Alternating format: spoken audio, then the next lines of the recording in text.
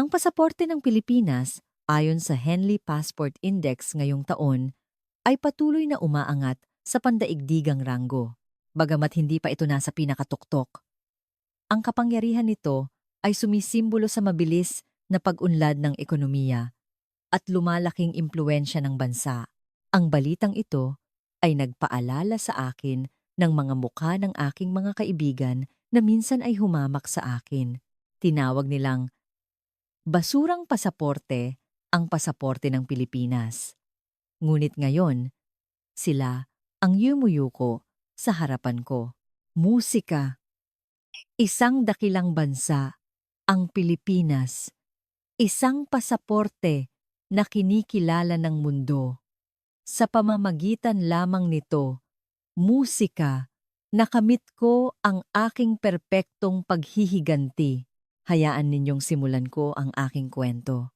Kung magugustuhan ninyo ang video na ito, mangyaring i-like at mag-subscribe. Malaking tulong po ito sa akin. Salamat. Ako si Mariam. 25 taong gulang, ipinanganak at lumaki sa Riyadh. At ngayon ay isang mamamayang Pilipino. Ibabahagi ko sa inyo ang kuwentong tuluyang nagpabago sa aking buhay. 3 taon na ang nakalilipas. Nagtatrabaho ako bilang isang marketing specialist sa Middle East branch ng isang malaking kumpanyang Pilipino sa Riyadh.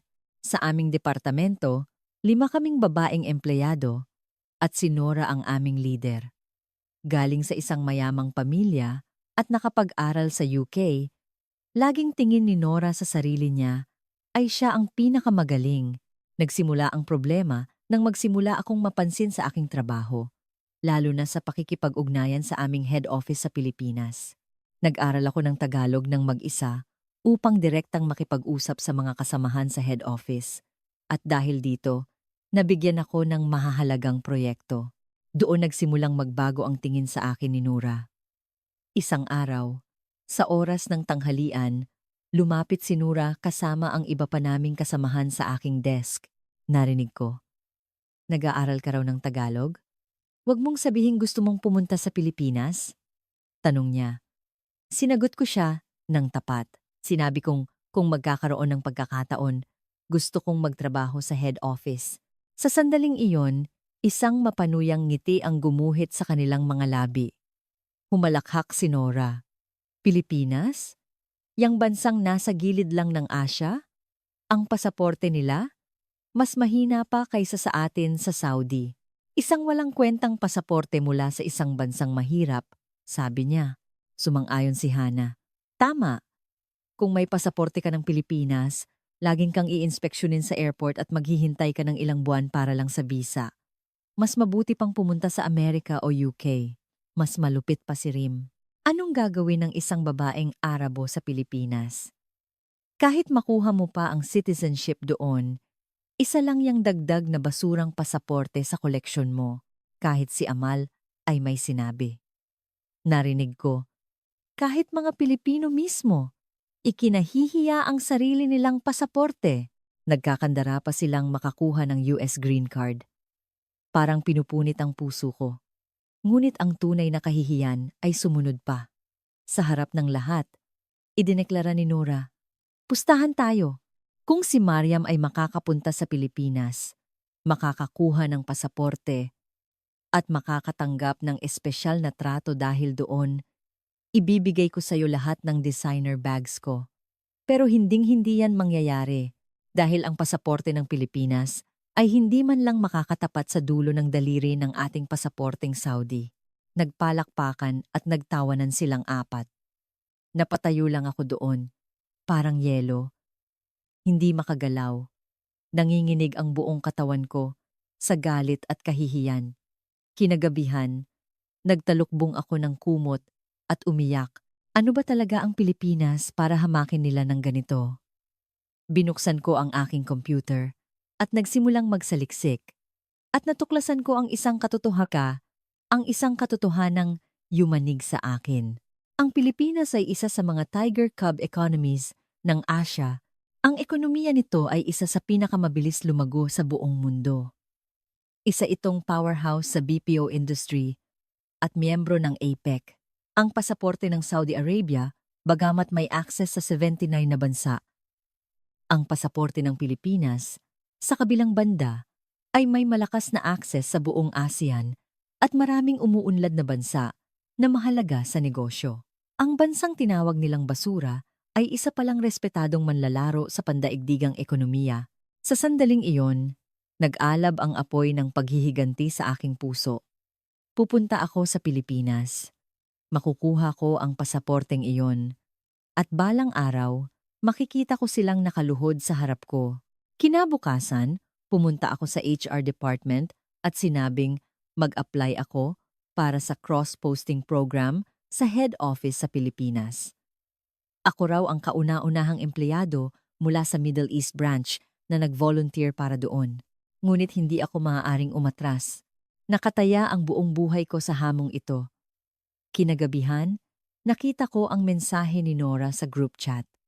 Nag-apply daw talaga si Mariam sa Pilipinas. Sigurado ako, ilang buwan lang yan. Iiyak na pabalik dito. Tandaan nyo yan. Kinuha ko ng screenshot ang mensaheng iyon. Darating ang araw na ipapakita ko ito sa kanila. Ganito nagsimula ang aking paghihiganti.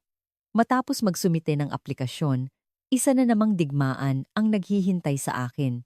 Pag-uwi ko sa bahay at sinabi sa aking mga magulang, sumiklab ang isang bagyo. Hinampas ng aking ama ang mesa at sumigaw na hinding-hindi siya papayag. Hindi raw niya kayang ipadala ang kanyang anak na babae nang mag-isa sa isang malayong bansa sa Asya. Umiiyak namang hinawakan ng aking ina ang aking kamay. Bakit kailangan mo pang pumunta sa ganoong bansa? Pwede ka namang mabuhay ng maayos dito sa Saudi, sabi niya. Ngunit hindi ako sumuko. Gabi-gabi, kinukumbinsi ko sila. Ipinaliwanag ko kung gaano kaligtas ang Pilipinas at kung gaano kahalaga ang oportunidad na ito para sa aking career. Pagkatapos ng isang linggong pakikipaglaban, nagbigay ang aking ama ng isang kondisyon. Kung hindi ako magpakita ng resulta sa loob ng 6 na buwan, kailangan kong bumalik agad. Sa opisina, mas malala ang sitwasyon. Sinimulan na ni Nuura ang kanyang mga pananabutahe. Lihim niyang kinuha ang mga dokumento para sa proyektong hawak ko at sinadyang ibigay sa akin ang maling schedule ng video conference namin sa head office. Ikinalat pa niya sa aming boss. Nakulang daw ako sa kakayahan. Isang araw, halos sumuko na ako. Biglang nawala ang isang mahalagang presentation file. Kinailangan kong ulitin ito. Buong gabi. 4:00 ng madaling araw, sa isang tahimik na opisina, habang nagtatype sa keyboard, tumulo ang aking mga luha. Gusto ko nang sumuko, naisip ko. Kailangan ko pa bang pagdaanan nito? Biglang may nag-pop up na mensahe sa aking telepono. Si Nora, gising ka pa? Kung sumuko ka lang sa pagpunta sa Pilipinas, hindi mo na sana kailangang maghirap ng ganyan. Nang makita ko ang mensaheng iyon, bigla akong natauhan. Hinding-hindi ako magpapatalo. Pupunta ako sa Pilipinas at magtatagumpay. Nagngit-ngit ako sa galit. Pagkalipas ng 3 buwan, inilabas na ang resulta. Tumawag mismo ang HR team mula sa head office. Pinuri nila ang aking husay sa Tagalog at ang aking performance sa trabaho. Inaprubahan daw ang aking 2-year assignment sa head office. Nang marinig ko iyon, nanghina ang aking mga tuhod. Tumakbo ako sa banyo ng opisina at humagulgol. Halo-halong saya, ginhawa, at ang kilig na isang hakbang na lang ako papalapit sa aking paghihiganti. Gaya ng inaasahan, ganoon ang reaksyon ni Nora at ng iba pa. Sa labas, binati nila ako, ngunit malamig ang kanilang mga tingin. Pagkatapos ng trabaho, tinawag ako ni Nora. Congratulations. Pero sa tingin mo, kakayanin mo doon. Narinig ko, masama raw ang trato sa mga dayuhan sa Pilipinas, lalo na sa isang babaeng Arabo. Ngumiti lang ako bilang sagot. Isang ngiting nagsasabing, tingnan natin. 1 linggo bago ako umalis, nagkaroon kami ng huling hapunan kasama ang aking pamilya. Hindi napigilan ng aking ina ang kanyang mga luha. Ang aking ama ay tahimik lang na kumakain, ngunit sa huli, Nagsalita siya. Okay lang kahit mabigo ka. Pwede kang umuwi anumang oras. Ang mga salitang iyon ang lalong nagpaalab sa aking puso. Ipinangako ko sa aking sarili na hinding-hindi ako babalik bilang isang talunan. Madaling araw noong Marso 2022 nang dumating ako sa Ninoy Aquino International Airport. Pagbaba ko ng eroplano, isang kakaibang hangin ang pumuno sa aking mga baga. Halo-halong takot at pananabik. Sa pila ng immigration, unang beses kong nasaksihan ang kapangyarihan ng pasaporte ng Pilipinas. Sa kabilang pila, ang mga Pilipino ay mabilis na nakakalusot sa e-gates. Samantala, ako, hawak ang aking pasaporteng Saudi, ay naghintay ng mahigit 30 minuto. Tinanong ako ng immigration officer tungkol sa layunin ng aking biyahe, kung gaano ako katagal mananatili at ang address ng aking tutuluyan. Sa sandaling iyon, napagtanto ko, balang araw. Sa mabilis na pila rin na iyon ako dadaan. Hawak ang pasaporte ng Pilipinas. Lalakad ako nang may kumpiyansa. Paglabas ko ng airport, dumiretso ako sa studio unit na inihanda ng kumpanya. Maliit at bago sa paningin. Ngunit sa hindi maipaliwanag na dahilan, naging panatag ang aking loob. Marahil dahil sa wakas, nakarating na ako sa entablado ng aking paghihiganti. Mula sa bintana, tanaw ko ang skyline ng Maynila. Habang pinagmamasdan ang kumikinang na mga ilaw, bumulong ako. Pilipinas, tulungan mo ako. Bigyan mo ako ng pagkakataong patunayan ang aking sarili. Doon nagsimula ang aking buhay sa Pilipinas. Ang buhay sa Pilipinas ay mas mahirap kaysa sa aking inaasahan. Sa unang araw ko sa trabaho, pagpasok ko sa head office, nanigas ang buong katawan ko sa kaba. Inaasahan kong pagtitinginan ako dahil isa akong babaeng Arabo na nakasuot ng hijab, ngunit nagkamali ako. Ang mga kasamahan ko pa ang unang lumapit at bumati sa akin.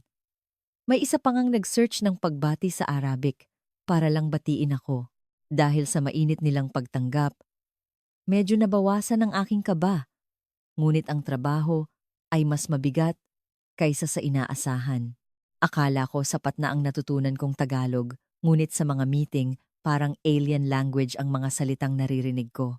Mga dialect, slang, at mga pinaikling salita. Pagkatapos ng meeting, parang sasabog ang ulo ko.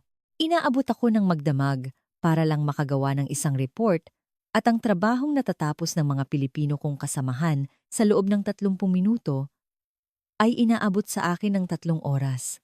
Pagkalipas ng 1 buwan, kinausap ako ng aming team leader. Sinabi niya sa akin na hindi ko naabot ang kanilang expectations. Kung walang pagbabago sa aking performance evaluation, pagkatapos ng 6 na buwan, mapipilitan silang ibalik ako sa aking bansa. Paglabas ko ng kanyang opisina, bumuhos ang aking mga luha. Nagtago ako sa banyo at umiyak ng matagal. Kinagabihan, nakatanggap ako ng mensahe mula kay Nora. Kumusta ka na dyan? Mahirap no? Sinabi ko na sa'yo hindi ako sumagot.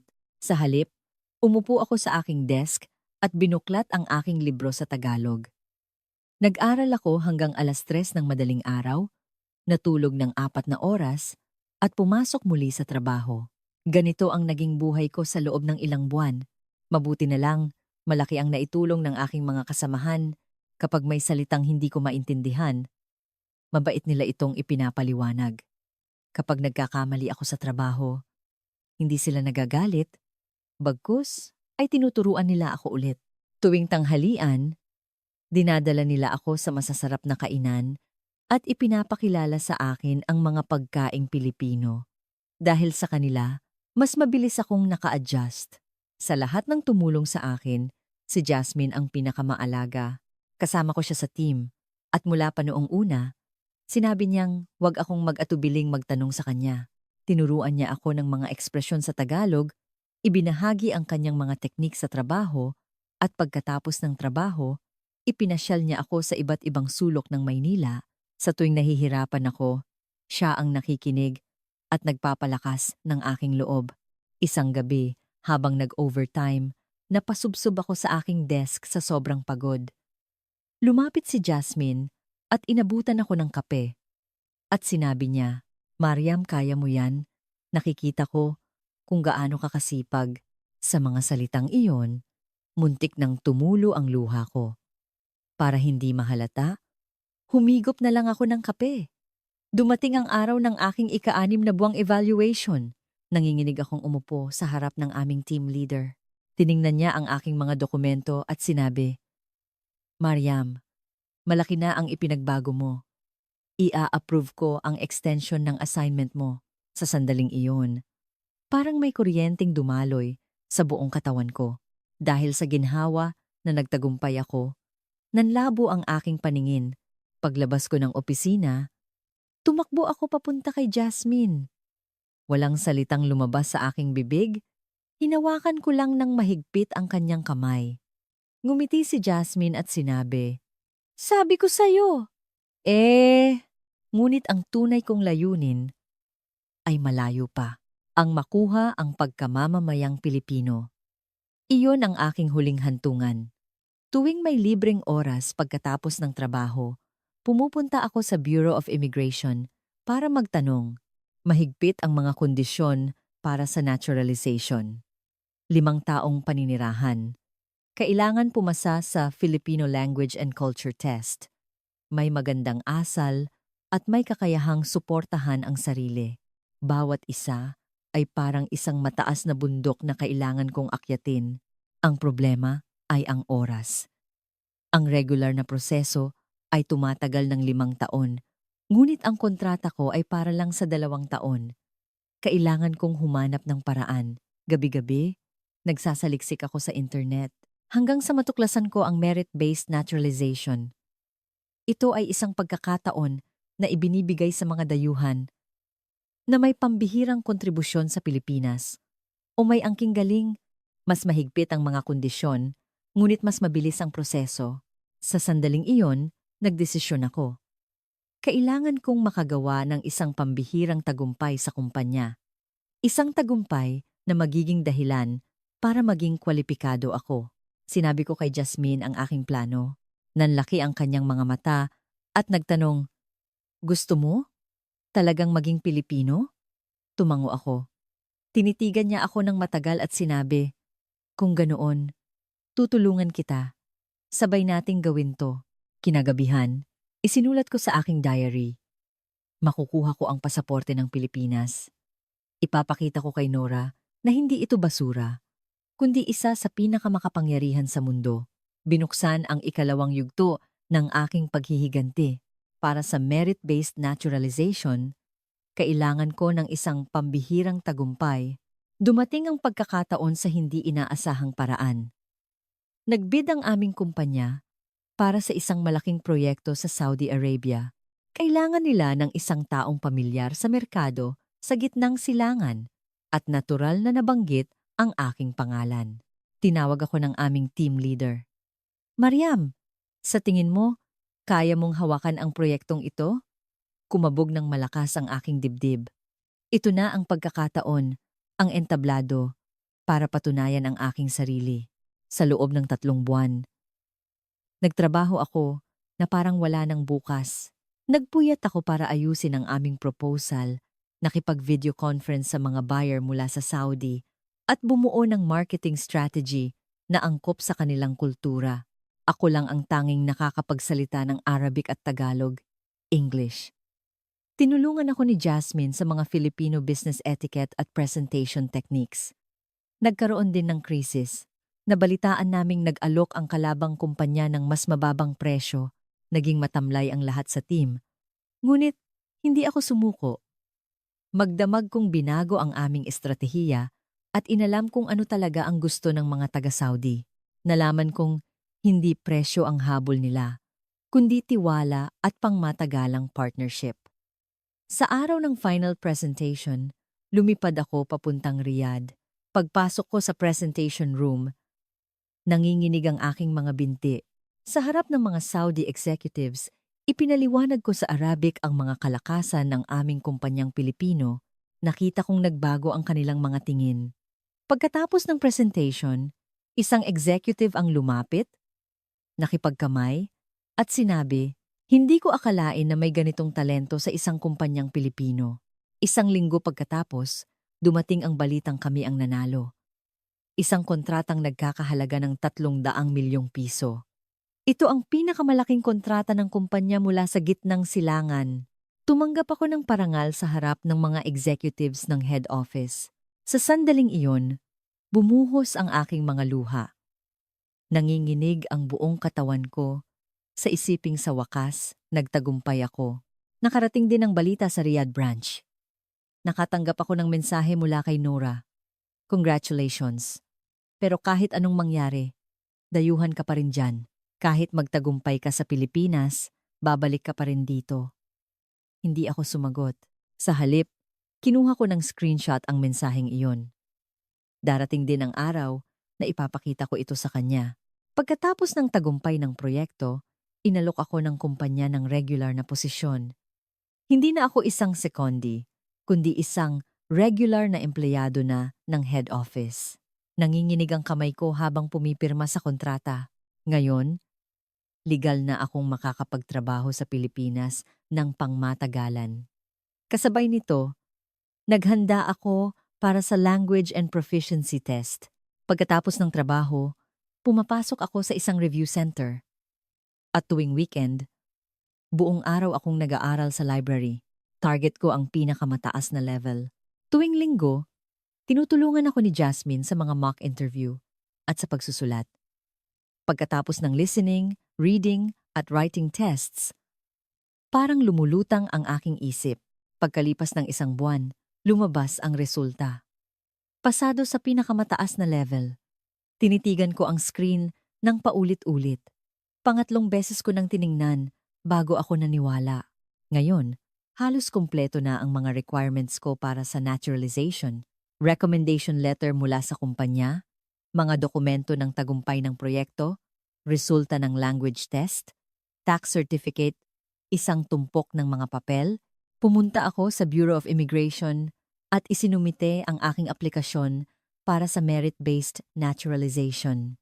Tiningnan ng officer ang aking mga dokumento at sinabi, ang proseso ay aabuti ng 6 na buwan hanggang 1 taon. Hintayin ninyo na lang ang aming tawag. Nagsimula ang mahabang paghihintay. Bawat araw ay parang 1 taon. Gabi-gabi, hindi ako makatulog sa kaba. Iniisip kung paano kung hindi maaprubahan.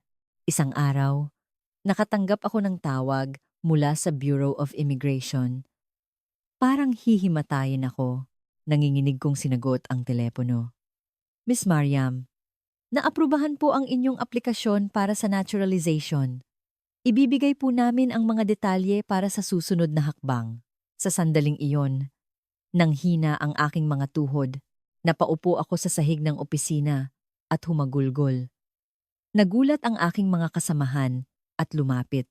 Ngunit hindi ko mapigilan ang aking pag-iyak. Sa wakas, nagawa ko. Tinawagan ko si Jasmine. Hindi ako makapagsalita, umiiyak lang ako, ngunit naintindihan niya. Nagawa mo. Congratulations, Mariam. Ilang araw pagkatapos, nanumpa ako sa City Hall. Habang nanunumpa na magiging isang tapat na mamamayan ng Republika ng Pilipinas, naninikip ang aking dibdib, nanginginig ang aking boses habang binabasa ang panunumpa. At sa ganoong paraan, naging isa akong mamamayang Pilipino. Ngayon, oras na para simulan ang tunay na paghihiganti. 2 buwan matapos makuha ang aking pasaporteng Pilipino, dumating ang unang business trip ko sa ibang bansa. Ang Dubai International Tech Expo, ang pinakamalaking IT exhibition sa gitnang silangan. Ang Philippine Pavilion ay pinamahalaan ng aming kumpanya at ako ang naatasan bilang Arabic interpreter at business manager. Halo-halong kaba at pananabik ang naramdaman ko dahil ito ang unang pagkakataon na gagamitin ko ang aking bagong pasaporte. Sa departure area ng Naya, kumakabog ang aking dibdib.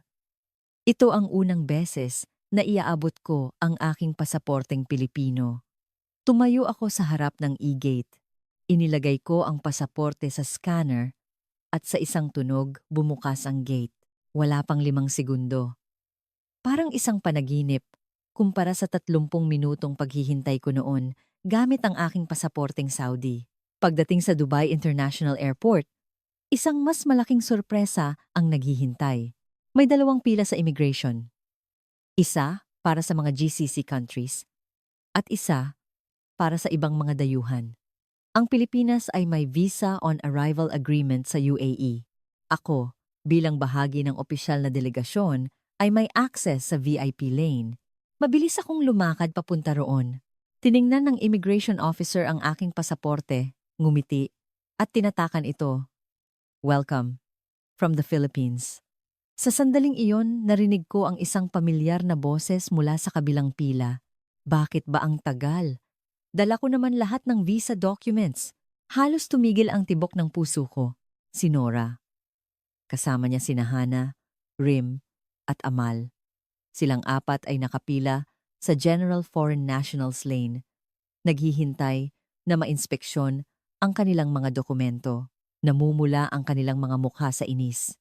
Nakalabas na ako ng immigration at papunta na sa baggage claim. Sinadya kong bagalan ang aking paglakad hanggang sa mapansin nila ako. Mariam? Boses ni Nura. Lumingon ako at nakita ang 4 na pares ng matang nakatitig sa akin. Isang ekspresyong puno ng gulat at pagkalito. Kumaway ako at ngumiti. Long time no see. Pagkalabas nila ng immigration, paalis na ako. Hila-hila ang aking maleta. Tumatakbong lumapit si Nura. Anong nangyari? Paano ka nakalusot ng ganoon kabilis? Kinuha ko ang aking pasaporte mula sa bag at ipinakita sa kanya ang pulang takip na may malinaw na nakasulat na Republika ng Pilipinas. May VIP access ang official delegation ng Pilipinas Nagbago ang itsura ng kanilang mga mukha. Nanginginig na nagtanong si Hana. Nakuha mo! Nakuha mo talaga ang pasaporte ng Pilipinas? Tumango lang ako at tumalikod. Narinig ko silang nagbubulungan, ngunit hindi ko na pinansin. Sa expo, nagpatuloy ang mga sorpresa. Ang Philippine Pavilion ay nasa gitna ng hall. Isang malaking booth. Naroon ang mga malalaking kumpanya ng Pilipinas. Ako, bilang bahagi ng delegasyon, ay may suot na VIP ID. Sa ikalawang araw, habang may ka-meeting akong buyer, napahinto ang grupo ni Nura. Tahimik nilang pinanood habang nakikipagkamay ako sa mga Filipino executives at nagta-translate para sa mga Arabong buyer. Isa sa mga buyer ang nag-abot sa akin ng kanyang business card at sinabing, Pilipino po pala kayo. Narinig ko kung gaano kalakas ang pagkakasabi niya noon. Kitang-kita ko ang pagtigas ng mukha ni Nura. Sa huling araw ng expo, nagkaroon ng VIP reception sa Philippine Pavilion. Dinaluhan ito ng mga opisyal ng gobyerno ng UAE at mga CEO ng mga global companies. Ako, bilang bahagi ng delegasyon ng Pilipinas, ay pumasok. Sa entrance, habang chinecheck ang aking imbitasyon, nakita ko ang grupo ni Nora na nakapila sa Ilban Guanlam-Gekjur. Nagtama ang aming mga mata habang papasok ako sa VIP entrance. May kung anong emosyon ang dumaan sa mga mata ni Nora. Galit ba?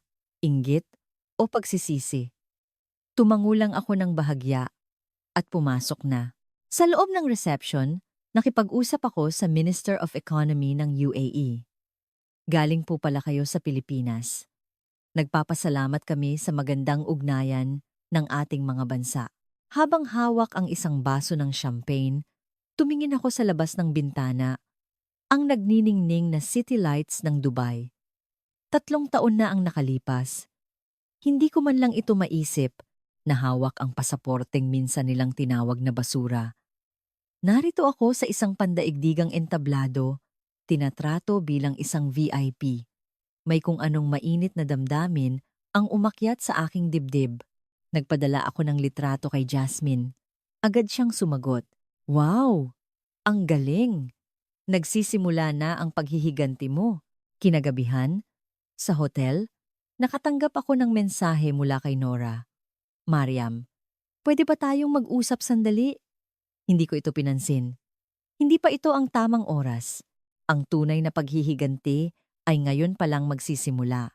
Pagbalik ko mula sa Dubai, tuluyang nagbago ang posisyon ko sa kumpanya.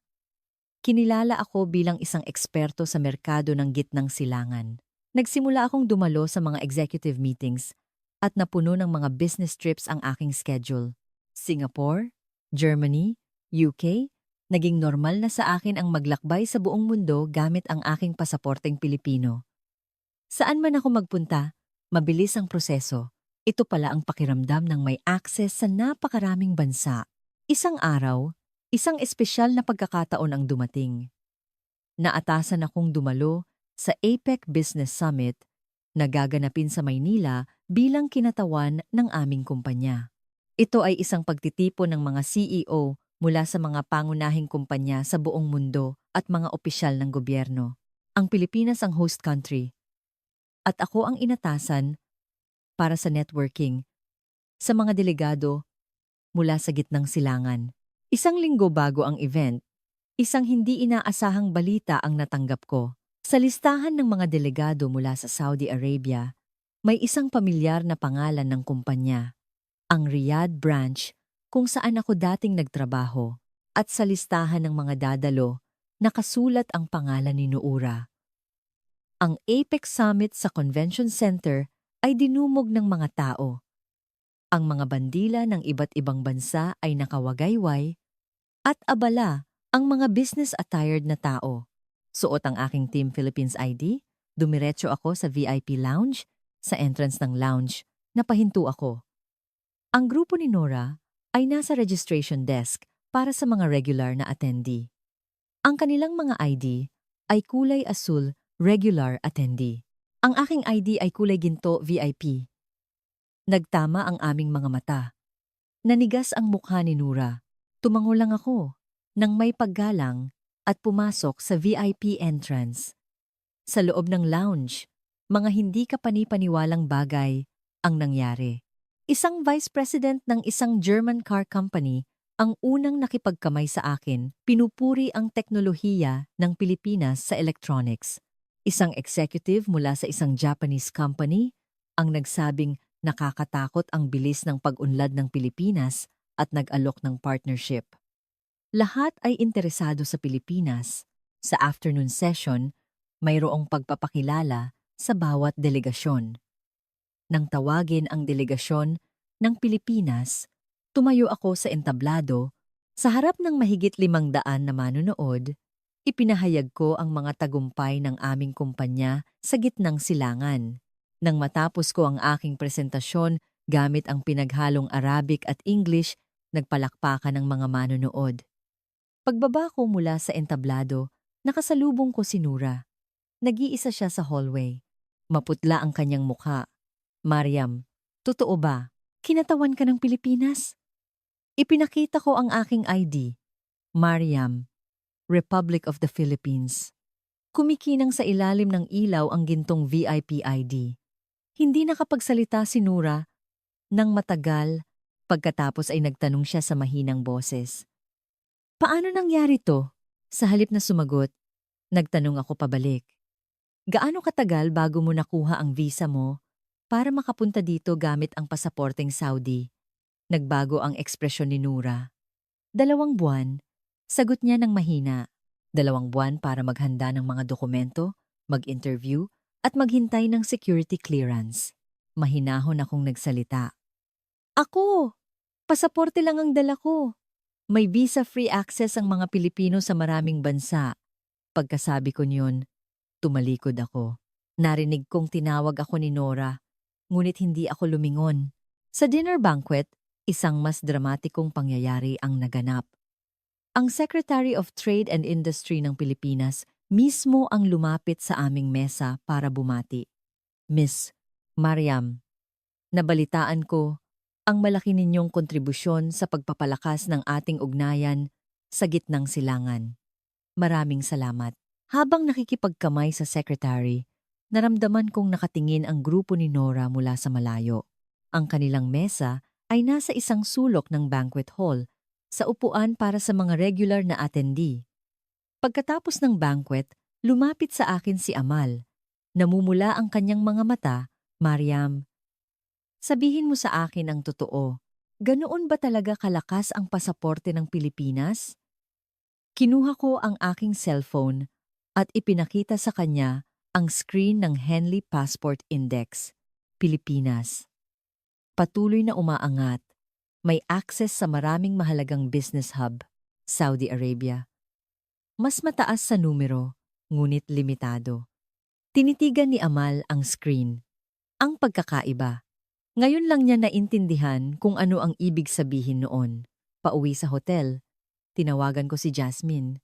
Ikinuwento ko na nakita ko si Nura at nakipagkamay sa secretary. Tawa ni Jasmine. Ngayon, tunay na simula na yan. Kinagabihan, nakatanggap ako ng mahabang mensahe mula kay Nora.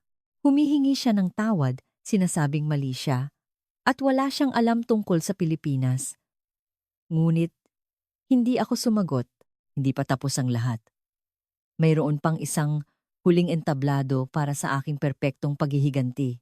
Ang huling yugto ng aking paghihiganti ay dapat mangyari kung saan nagsimula ang lahat sa Riyadh. 3 taon na ang nakalipas, sa mismong lugar kung saan ako hinamak at pinagtawanan. Dumating ang pagkakataon nang magpasya ang kumpanya na idaos ang seremonya ng pagtatalaga sa akin bilang bagong general manager para sa gitnang silangan sa Riyadh branch. At ang bida sa okasyong iyon ay ako. Mula sa bintana ng eroplano, naalala ko ang nakalipas na 3 taon. Ang araw na umalis ako sa lungsod na ito na umiiyak. Ang mga sandaling nagngingit-ngit ako sa galit dahil sa pang-aalipusta na basurang pasaporte. Ngayon, sa isiping magbabago na ang lahat, parang sasabog ang aking puso. Pagdating sa King Khalid International Airport sa Riyadh, isang sorpresa ang naghihintay. Sa immigration, nang iabot ko ang aking pasaporteng Pilipino, nanlaki ang mata ng officer. Galing po kayo sa Pilipinas! Welcome po! Dahil sa lumalakas na strategic partnership ng Saudi Arabia at Pilipinas, nagbago na ang trato sa mga Pilipino. Hindi man visa-free, nakakuha ako agad ng visa on arrival. 5 minuto lang, tapos na ang proseso. Naalala ko ang sinabi ni Nura na kahit sa Saudi, hahamakin ang pasaporte ng Pilipinas. Napangiti ako. Paglabas ko ng airport, naghihintay ang service vehicle na ipinadala ng kumpanya, isang itim na Mercedes. Binuksan ng driver ang pinto at sinabi, "Welcome, Ma'am Mariam, General Manager." Sa loob ng sasakyan, tiningnan ko ang aking cellphone. May mensahe mula kay Nuura. Magkita tayo bukas sa seremonya. May sasabihin ako. Hindi ako sumagot. Bukas, matatapos na ang lahat. Sa araw ng seremonya, puno ng empleyado ang conference room ng Riyadh branch. Dumalo rin ang mga executives mula sa head office via video conference. Tumayo ako sa entablado. Ang mga taong minsan ay humamak sa akin ay nakaupo ngayon at nakatingin sa akin. Nasa unahang hilera si Nura. Kasama niya sina Hana, Rim at Amal. Hindi maipinta ang kanilang mga mukha. Isang halo ng hindi makapaniwala at iba't ibang emosyon. Kinuha ng aming managing director mula sa head office ang mikropono. Ngayon, itatalaga natin si Miss Mariam bilang bagong general manager para sa rehiyon ng Gitnang Silangan. Si Miss Mariam ay nagpakita ng pambihirang galing sa head office sa Pilipinas, lalo na sa pagpapalawak ng ating merkado sa Gitnang Silangan. Bukod dito, bilang isang bagong mamamayang Pilipino, inaasahan naming siya ang magiging tulay sa pagitan ng Pilipinas at Gitnang Silangan. Nagpalakpakan ang lahat. Mula sa entablado, tiningnan ko ang mga manonood. Nagtama ang aming mga mata ni Nura. Namumula ang kanyang mga mata. Oras na para tanggapin ang aking appointment at magbigay ng talumpati. Pagtayo ko sa harap ng mikropono, nanginginig ang buong katawan ko, ngunit matatag ang aking boses. 3 taon na ang nakalipas. Nagtrabaho ako sa opisinang ito. Sinabi ko noon na gusto kong pumunta sa Pilipinas. at marami ang nag-alala para sa akin. Sinabi nilang mahina ang pasaporte ng Pilipinas na maghihirap lang ako doon. Natahimik ang buong kwarto. Kitang-kita ko ang pamumutla ng mukha ni Nora. Ngunit nagpatuloy ako at binigyan ako ng Pilipinas ng pagkakataon. Binigyan pa ako ng karangalan na maging isang mamamayan nito. Ang dahilan kung bakit ako nakatayo dito ngayon ay dahil sa bansang Pilipinas. Huminto ako sandali at kinuha ang aking pasaporte. Ang pulang takip nito ay kumikinang sa ilalim ng ilaw. Ang pasaporteng ito patuloy na umaangat sa Henley Passport Index. Isang pasaporte na tinatanggap sa buong mundo. Hindi ito basura, ito ay makapangyarihan. Nagbulungan ang mga tao. Tinitigan ko si Nora ng diretso at nagpatuloy. 3 taon na ang nakalipas, may isang taong naghamon ng pustahan. Sabi niya, kung makakatanggap ako ng espesyal na trato dahil sa pasaporte ng Pilipinas, ibibigay niya sa akin ang kanyang mga designer bags. Naanyayahan ako sa isang VIP reception sa Dubai. Tumayo ako sa entablado ng APEC bilang kinatawan ng Pilipinas. At ngayon, narito ako bilang general manager. Nanigas ang lahat sa conference room. Lahat ay nakatingin kay Nora. Namula ang kanyang mukha. Ibinaba ko ang mikropono at sinabi ang huling salita. Hindi ko kailangan ng mga designer bags. Ang kailangan ko lang ay alisin ninyo ang inyong maling akala tungkol sa Pilipinas. Pagkatapos ng seremonya, unti-unting umalis ang mga tao. Sinadya kong bagalan ang pagliligpit ng aking mga gamit. Narinig ko ang mga yabag ni Nuura na papalapit. Mariam, lumingon ako at nakita si Nuura. Tumutulo ang luha sa kanyang mga pisngi. Ang mayabang na itsura niya, 3 taon na, ang nakalipas ay wala na. Sorry, nanginginig ang boses ni Nora. Sorry talaga, mali kami. Ang pangmamaliit namin sa Pilipinas, ang pagtawa namin sa'yo. Lahat yon. Naging tanga ako. Lumapit din sina Hana, Rim, at Amal. Lahat sila ay nakayuko. Unang nagsalita si Amal. Mariam, ang galing mo. Kami ang nakakulong sa aming mga maling akala. Hindi namin alam na ganito kadakila ang Pilipinas. Sumunod si Rim. Nang makita kitang dumaan sa VIP lane sa Dubai, nagulat talaga ako. Kami, mahigit 1 oras kaming nakapila. Mahinang nagtanong si Hana. Mariam, pwede mo bang sabihin kung paano maging isang mamamayang Pilipino? Gusto ko ring magtrabaho sa Pilipinas. Tinitigan ko sila ng matagal. Ang mga alaala ng nakaraang 3 taon ay parang isang pelikulang dumaan sa aking isipan. Ang kahihiyan, ang galit, ang mga luha, at ang gabing ipinangako ko. Ang paghihiganti. Naramdaman kong tapos na.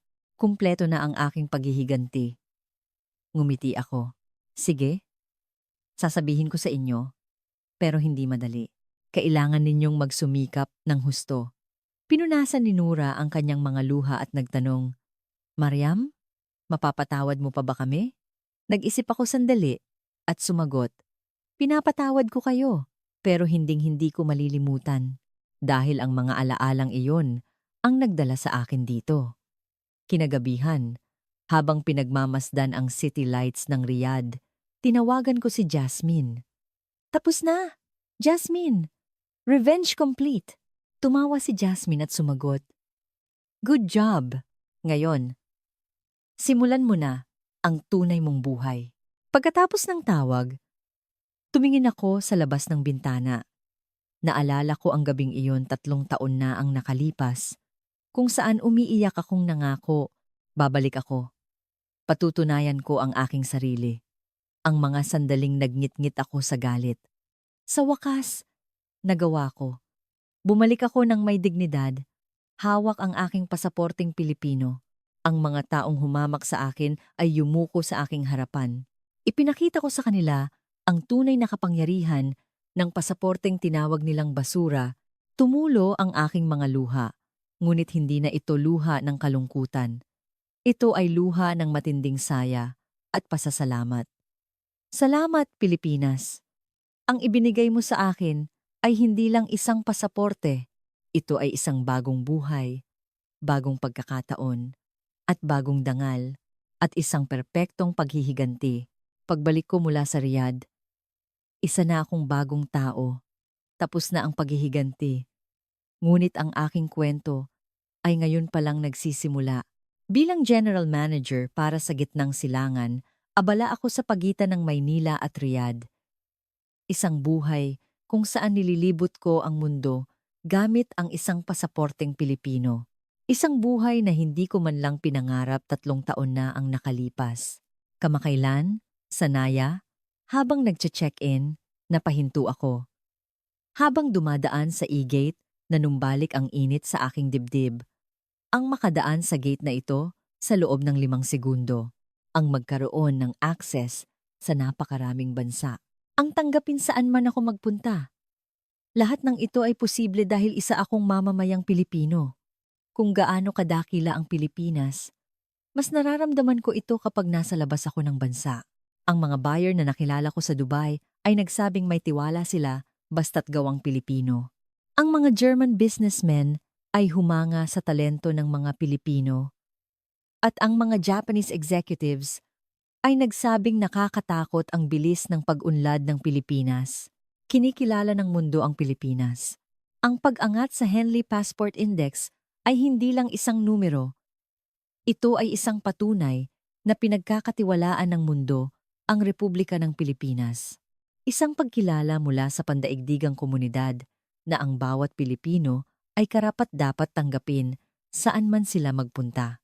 Paano narating ng maliit na bansang ito ang puntong ito?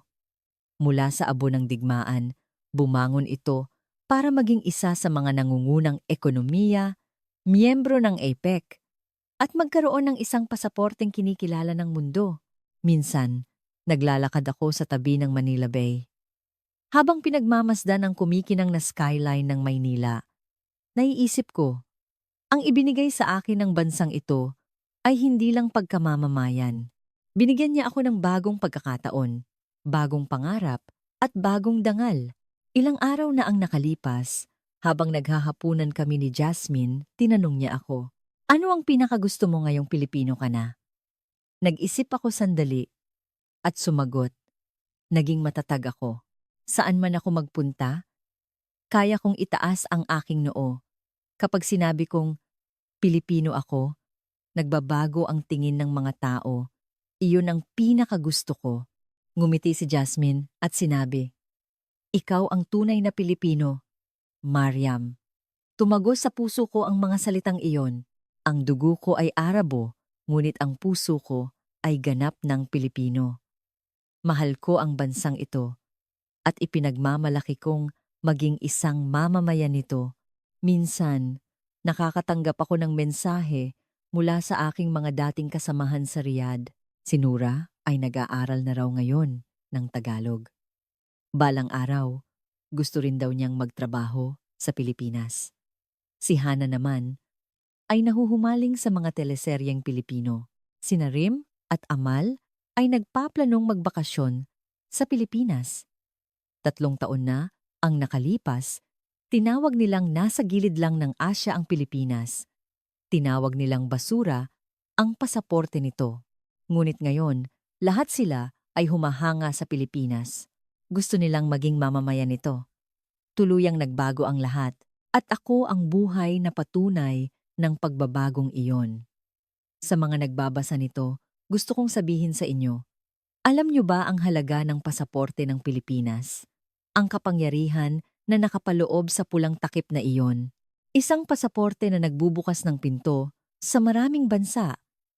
Isang pasaporte na pinagkakatiwalaan saan man magpunta. Isang pasaporte na may kapangyarihang kinikilala ng mundo. Iyan ang pasaporteng hawak ninyo. Ipinaglaban ko ang pasaporteng iyan sa loob ng 3 taon. Umiyak ako, nagngit-ngit, at maraming beses na gustong sumuko. Ganoon kahalaga ang pasaporteng ito. Para sa mga ipinanganak na Pilipino, marahil hindi ninyo ito nararamdaman. Ngunit para sa isang tulad ko na galing sa labas, alam ko kung gaano kalaking biyaya ang maging isang mamamayang Pilipino. Kamakailan, ipinagdiwang ko ang aking 3 anibersaryo bilang isang mamamayan. Pumunta ako sa Luneta Park. Musika. Tumayo ako sa harap ng monumento ni Rizal at tinitigan ito ng matagal. Ang mga bayaning musika nagtanggol sa bansang ito. Ang mga naunang henerasyon na nag-angat nito mula sa kahirapan. At ang lahat ng Pilipino na patuloy na nag-aangat sa dangal ng Pilipinas. Dahil sa kanila, nabubuhay ako ngayon bilang isang Pilipinong may dignidad. Musika. Tumulo ang aking mga luha, luha ng pasasalamat. Musika. Mula ngayon, patuloy kong itataas ang pangalan ng Pilipinas bilang isang tulay sa pagitan ng Pilipinas at gitnang silangan. Musika, ipapaalam ko sa mas maraming tao ang kadakilaan ng Pilipinas. Gusto kong ibalik sa mundo ang mga biyayang ibinigay sa akin ng bansang ito. Musika Pilipinas, ang bansang nagpabago sa aking buhay at ang bansang mamahalin ko magpakailanman. Kung ikaw ay isang Pilipino, ang katotohanan ng iyon pa lang ay sapat na para ipagmalaki isang Pilipinas na kinikilala ng mundo, isang pasaporteng kinaiinggitan ng mundo, at isang lahing Pilipinong nirerespeto ng mundo. Ako ay isang Pilipino, at ikaw din ay isang Pilipino. Musika, mahal kita, Pilipinas. Hanggang dito na lang po ang video ngayon.